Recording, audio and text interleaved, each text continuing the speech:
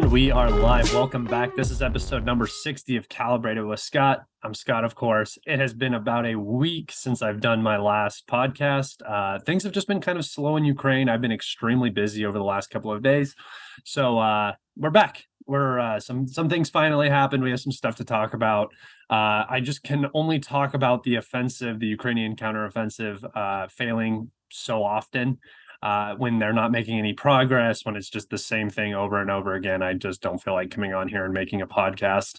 I'm going to try to deliver good content to you guys, good quality content, and not just put out videos just because I feel like I need to put out videos. But let's get started. We have a full strike day that we're going to go over. But first, I'm just going to give some updates on the counteroffensive. The Ukrainians in the Zaporozhye region have once again, since my last podcast almost a week ago, have made no progress. We're looking at the exact same situation. There has been almost no capture of any territory, a few hundred meters maybe here and there, and those few hundred meters are classified by destroyed Ukrainian vehicles and infantry. So really absolutely no progress on this front. There have been some storm shadow strikes on some bridges in across Crimea to Zaporozhye and Kherson. I'll put those pictures up here so you guys can see. Really, the damage is rather insignificant for a $1 million missile. You would think that it would do some more damage to this bridge, really actually put it out of commission. However, it looks mostly like a pothole through it. And that doesn't mean that the bridge is going to work. But I would just like to remind everybody that you can put a pontoon crossing right next to most of these bridges. They did it across the Dnieper River near the Antonovsky Bridge, which is a much bigger undertaking to do. That's a much more complex bridge that you're trying to cross, a much stronger river. These are mostly basically like estuaries. I don't even think that that's just where the water sits. So it's not even running water. It's not difficult to pontoon, and the Russians will do that. I would also like everybody who's considering this a victory on Twitter, I would like to remind you that there is a ginormous land bridge that the Russians have secured through Donetsk, Zaporozhye, and to Kherson.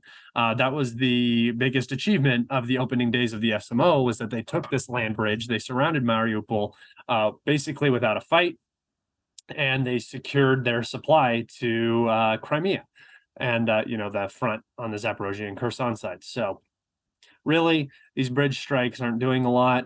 It's just it's part of what should be happening, but the offensive isn't progressing. So the land bridge isn't being threatened. It's not even in HIMARS range. So it's safe. There's not a lot going on, and you're not going to waste Storm Shadow cruise missiles on trucks that are bringing supplies. It's just not worth it. So in Zaporozhye, I think we can all basically agree that it's a failure. The Ukrainians have just not performed like they were supposed to. Western articles are coming out now basically admitting to this. Ukraine released a cartoon talking about why the offensive isn't going as well as it should, and they're blaming Western hesitancy and not sending specific weapons, enough everything. It's just constant complaining, it feels like, out of the Ukrainians. And really, the situation was never in their favor. I mean, they had nowhere to go. We're on day 65 now of the Ukrainian day 65 of the Ukrainian counteroffensive. And I'll put up a map here where you can see the progress. It is next to nothing.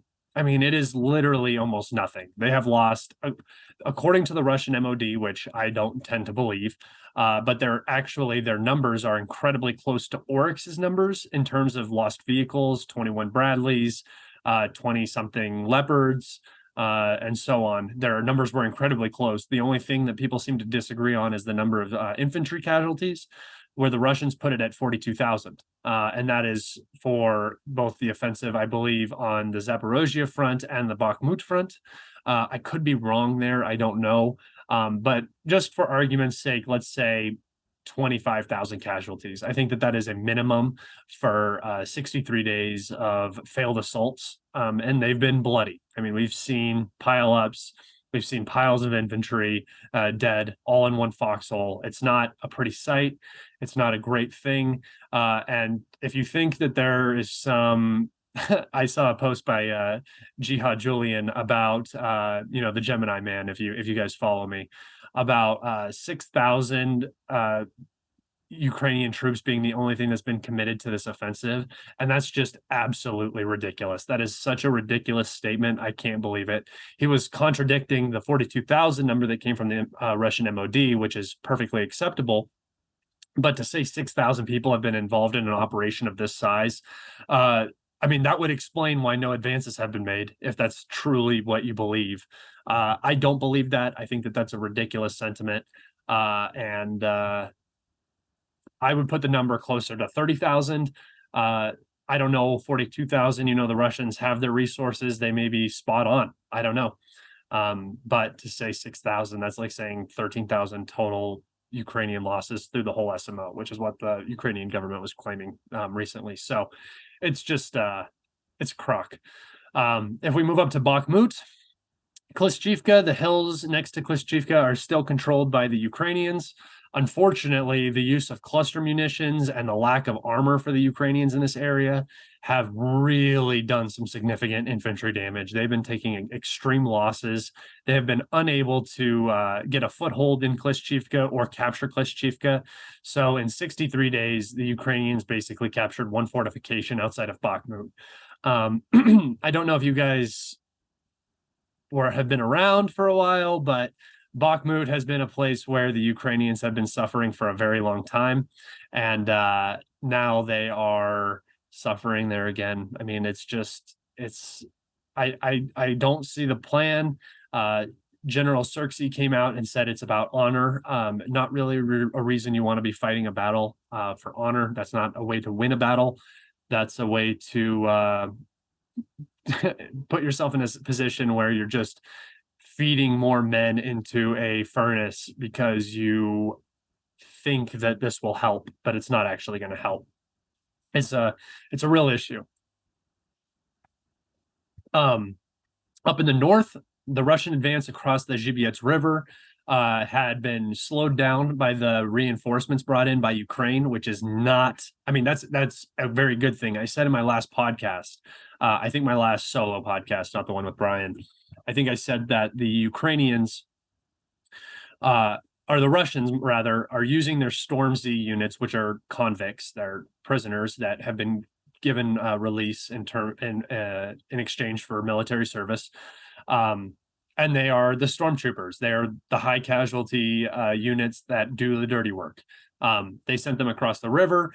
They captured a bunch of territory. The Ukrainian lines collapsed in this area. Ukraine was forced to bring in equipment and men to stop this and push it back. Unfortunately for the Ukrainians, the Russians still maintain the bridgehead. It doesn't look like they're going to lose the bridgehead. After about a week of failed Ukrainian attempts to get them out of this bridgehead, they're still holding it. So the bridgehead is secure for the Russians. They've also made more territory gains up around Kupiansk and around the Sherbiansky Forestry just north of Seversk. So a lot of progress is being made all over the front up there for the Russians. A lot of casualties for the Ukrainians. They're in a severe artillery disadvantage. They have no aviation support up in that area. The Russians do. And we saw that last night during the large strike night. Kupiansk was hit dozens of times by glide bombs. I don't know what they hit in Kupiansk, but they were doing some significant barrages up there. So there was some damage definitely done. What that is, we don't know. In fact, we did see one of the hits. It actually landed on a hospital. They called it a blood transfusion center. And they were talking about the AFU having high casualties. So they are now targeting the hospitals in the region. I think they're trying to force the Ukrainians out of the Oskal bridgehead that they have and behind the Oskal River into Kharkov. How long that's going to take, I don't know. I don't know what the Russians are willing to commit. The reason why they weren't able to hold all their gains west of the Zhybyets River when they crossed was because they didn't push in any armor or any stronger units. It was just basically infantry holding the line. And I'm surprised that the infantry actually held the line. I mean, that bodes even worse for the Ukrainians. But other than that, I think the front is pretty stable. There's not a lot of movement. The Russians are making some progress around Avdiivka, around Krasnohorivka, but other than that, nothing significant. And in terms of who that bodes well for, it's not the Ukrainians. The Ukrainians are on the offensive right now. They are taking the casualties right now. They need to be making progress. When the Russians were on the offensive and they were taking higher casualties, than the Ukrainians. Well, I don't know if they were taking higher casualties than the Ukrainians, but higher than their normal casualties because they were on an offensive footing. They were capturing Bakhmut. Wagner captured the city of Bakhmut. That was a major city that was captured, a major defensive fortification point, and they got it done. The Ukrainians have not done that in Zaporozhye. They have not done that in Bakhmut. They haven't done it anywhere. And it's starting to get to the point where the summer is coming to an end. The progress is not there. Eventually, they're going to have to call it quits, and that is going to be a major morale hit. In other news, we had a extremely large strike day occur. It was reported that 15 Tu-95 strategic bombers, they call them Bears, took off and went to launch sites over the Caspian and launched a series of X-101, that's what the Ukrainians call it, KH-101, cruise missiles at Ukraine. I think that only 7 of the 15 actually fired. We didn't get any reports of secondary launches, and the target was airbases all over the country, in Poltava, in Klemensky, all over were hit. There was explosions in Vinnytsia, where the Ukrainian Air Force Command is located. And there was also a heavy series of strikes on the city of Zaporozhye. The Sich motor plant was hit. There was a lot of damage done last night. Ukrainian air defense seems to be lacking incredibly. Earlier in the day, we saw a strike that happened before the large strike at night. It targeted the same airbase with 3 Kinzhal hypersonic cruise missiles and a series of Caliber launches from the south. Later in the night, Calibers were launched, Garand 2 drones were used, and then the KH-101s from the Tu-95s. So very large strike day. And once again, we almost have no pictures. We have literally no visual proof of anything. The Ukrainians have such a strong censorship control right now that I'm really hoping that after the war is over, all of this footage will start to appear as people are not afraid of their government, throwing them in prison or killing them for what they're doing. But until then, we just kind of have to go off of rumors and listen really closely to official statements to see if there's any significance in what they reveal. The strikes primarily focused on these air bases because these air bases have been home to Storm Shadow cruise missiles and the Su-24s that fire them. I do believe that some significant damage was done last night. Multiple warehouses on the base were hit. This base was protected by a lot of air defense. The air defense failed, and which the air defense could have been taken out by Kinzhal strikes earlier. We just don't know. Like I said, we don't really have any photo evidence. And if you are a pro-Russian supporter, the pro-Russian side never has satellite imagery released. If something in Russia is hit, instantly you get the satellite images. But nobody in the Russian information space has any way to, nobody fundraises or has the money to buy satellite images and show them. So this is something that probably needs to change. I was thinking about starting a fundraiser for that, just so, any strikes, Ukrainian or Russian, I can get satellite photos of and make analysis of it, because I think that's important.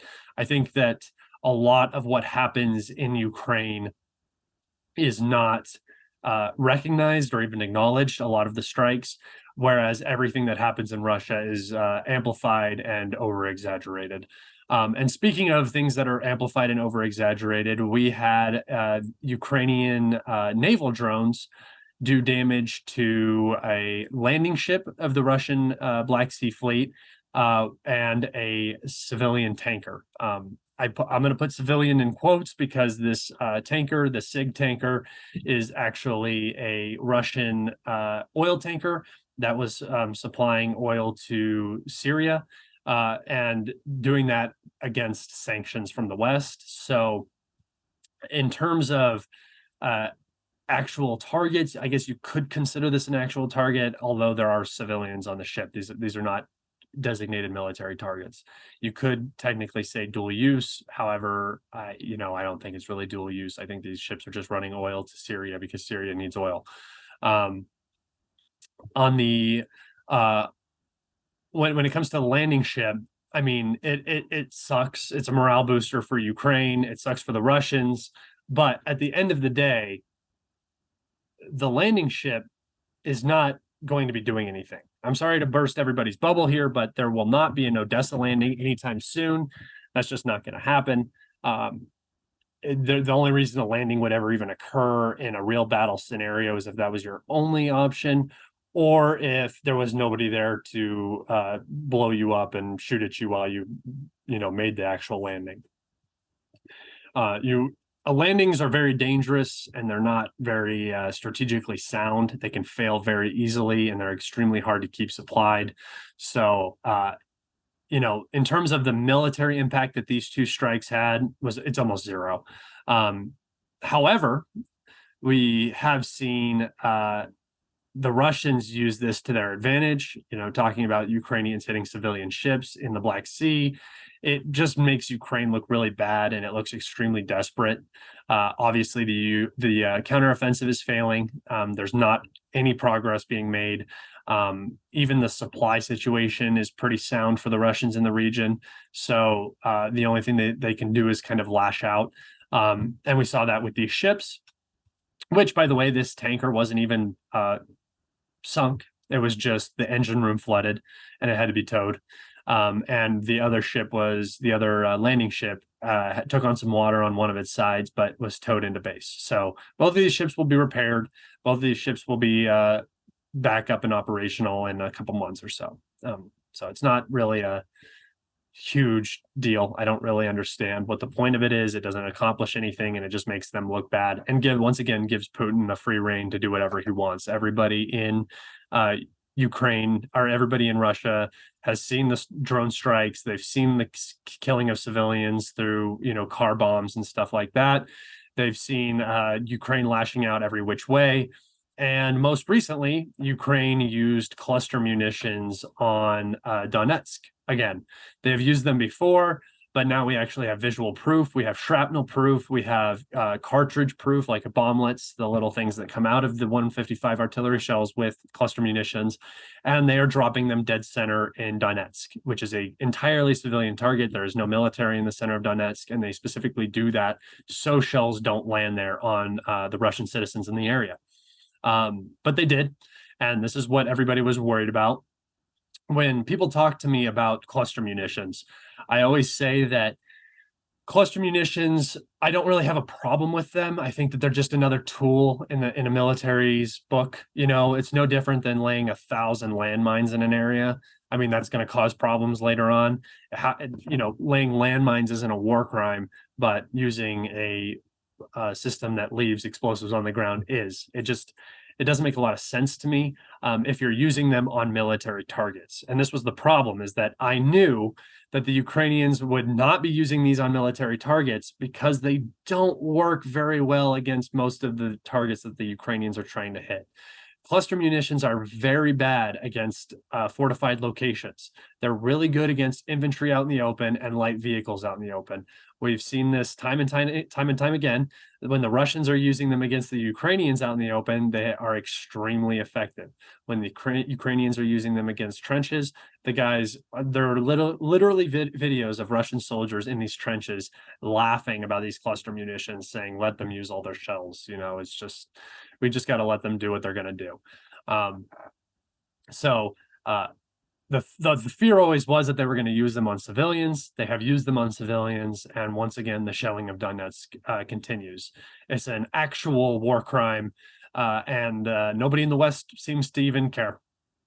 It's not even talked about. It's insane to me that Ukraine can get away with striking civilian ships, using cluster munitions on civilians, arresting civilians like Gonzalo Lira, and then keeping them and threatening them basically with 5 to 8 years in hard labor camps.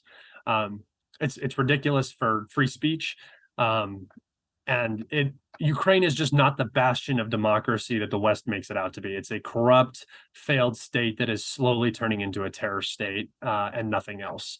I don't know how this conflict is going to end, but I don't see it ending in negotiations anytime soon. It just doesn't. It doesn't feel like there's an end in sight. So I would ask everybody to buckle up for another 1 to 2 years of this until the Ukrainian government and military collapses. I did want to talk about Africa for a second. I'm no expert on Africa, guys. I have been studying Ukraine and the conflict in Ukraine for about 10 years now. So I'm well versed in that. But when it comes to Africa, I am not as experienced. My dad lived in Niger for a couple of years. He flew private planes. He was there actually during the coup in 96, I think. He was there from 94 to 96. And there was a coup while he was there. So I was talking to him the other day and he was like, oh, yeah, that's Niger. Coups happen all the time in Niger and the surrounding African countries. But importantly, these coups are backed by the Russians. So backed by the Russians. I'm going to go ahead and say they're backed by the Russians because all of these military juntas that come in end up being full bore pro-Russian. They utilize Wagner mercenaries for protection and security throughout their country. And these three countries are actively trying to push the West out. Mali, Niger, and another one. I can't think of it right now. But they've all backed each other. And there is a organization called the Western African Economic Cooperation Organization. It's like EWOCS or something like that as the acronym. They have threatened to invade Niger and reinstall the president who was deposed during the coup. It was a ultimatum that was given to them, and it was supposed to end today. So that ultimatum has ended. Niger had requested that they could. Nigeria had requested to their Senate that they deploy troops into Niger. Nigeria's Senate has denied that. It is looking like an invasion is very unlikely at this point. I'm not saying it's not going to happen, but in terms of strength on each side, Niger is not a weak military. Nigeria is not a weak military. They both have strong militaries. They've been fighting guerrilla wars against Islamic groups for a long time in this region. That's actually a reason why most of these military coups have happened, is that people are very, very unhappy with the way that the government has been handling these insurrections, these guerrilla wars with Islamic groups. And they're not really Islamic in the same way as ISIS was or the Taliban. They're more using Islam as a grouping to get everybody to work as a team, when it's really ethnic issues in these countries. There's just different ethnic groups that are at war with each other over agriculture land, over uranium deposits, different stuff like that. So all these three juntas, these coup governments that are all run by military leadership, are all backing each other, and they're all working to end this Muslim insurrection in their countries. You also have Algeria, who is backing Niger. They are saying that they do not want any conflict in Niger, and they will act if a conflict does come to Niger. So that makes the intervention a lot more difficult. And I think that's why you saw Nigeria's Senate turn down the request for deployment of troops, is because they know that they're not going to win.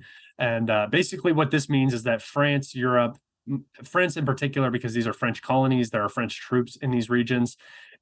France, Germany, Great Britain, and America are just losing Africa. They're losing Africa to Russia and China. It's a very important area to watch. This is one of the areas that does not have a steep population decline. It's one of these areas that could be very important in the next 20, 30, 40 years. So just watch this area very, very closely. The control of Africa is very important to the geopolitical strength of both Russia and America. And it looks like Russia is gaining some serious territory here. So just keep an eye on that.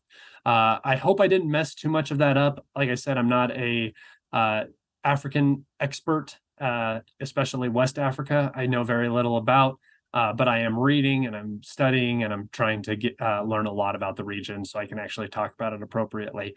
If I mess something up, please put a correction down in the comments below. I would really appreciate that. If you like this, please like and subscribe, share it if you can. It's the easiest way to support me. I will be starting a Patreon soon, I believe, to try to fund money for my analysis of satellite photos. If you are interested in that, also leave a comment, because I'm kind of 50-50 on it. I don't want people to think I'm grifting. I don't want people to think I'm going to be stealing this money. I'm going to be very open about it. I'm going to post probably weekly how much money the Patreon is receiving, how much money is being spent on satellite photos, how much money is still in the bank. So it's very open and clear to everybody that the money is not being, I guess, fraudulently used, because that's not what I want to do. But thank you so much, guys, for listening. Until next time, this has been Calibrated with Scott. Thanks.